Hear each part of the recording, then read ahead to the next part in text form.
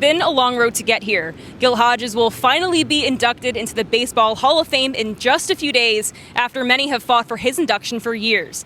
Countless figures across Major League Baseball feel a sense of reverence toward Gil and supported his candidacy for the Hall of Fame. You always learn from a guy like that because he is a class act. Ed Kranepool is an original Met who was only 17 years old when he made the majors in 1962. He had Hodges as a mentor from day one.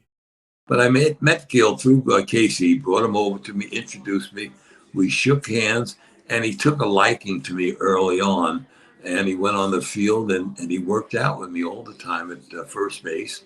Kranepool knew Hodges both as a teammate and as a manager, and he was there for the shift in momentum of the franchise in the late 1960s.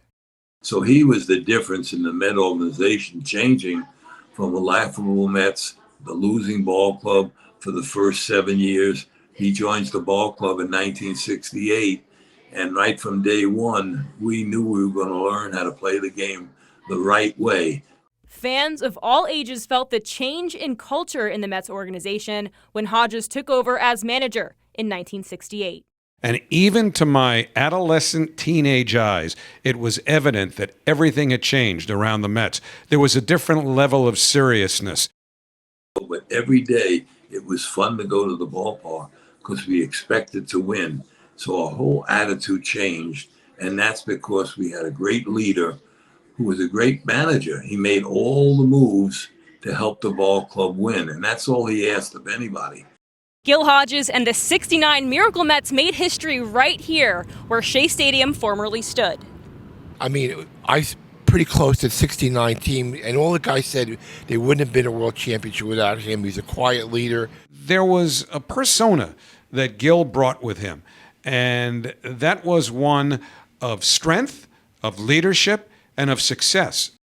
Hodges' life and his career with the Mets undoubtedly ended too soon. He passed of a heart attack at age 47. He was inducted into the Mets Hall of Fame in 1982, and this year he will finally be inducted into the Baseball Hall of Fame. I mean, it took him 35 ballots to get in to the Hall of Fame, which was criminal, but thankfully he's there. It should be a nice day. Great man to be recognized. Took a little bit longer, but at the end result, it's a good result. And I'm glad to see that his wife gets an opportunity to see him being inducted into the Hall of Fame and getting the beautiful plaque up in Cooperstown. This weekend, the New York Mets family and the rest of the baseball world will come together to honor and celebrate the legacy and career of the late Gil Hodges. Reporting from Citi Field in Flushing, Queens, I'm Rachel Luscher for NY2C's On the Call.